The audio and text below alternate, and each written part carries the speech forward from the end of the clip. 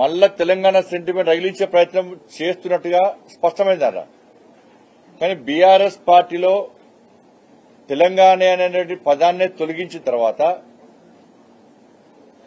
TRS BRS అయిన తర్వాత తెలంగాణతో బీఆర్ఎస్ పార్టీ తెగదెంపులు చేసుకున్నది. కేసీఆర్ గాని వాళ్ళ పార్టీ నాయకులకు తెలంగాణ గురించి మాట్లాడే అర్హత లేదు వాళ్ళకు. ఎందుకంటే తెలంగాణ రాష్ట్రాన్ని సర్వనాశనం చేశారు, అప్పులపాలు చేశారు, బతుకులు నాశనం చేశారు.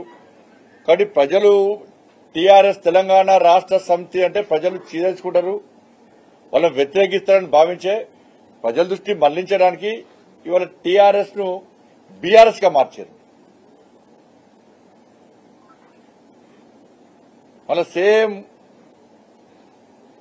పాత పందాన్ని కొనసాగిస్తూ ఇలా నమ్మించే ప్రయత్నం. మొట్టమొదటి భద్రాచలం సంబంధించి 7 మండలాలను ఆంధ్రలో కలిపిరు అని చెప్పి మాట్లాడారు.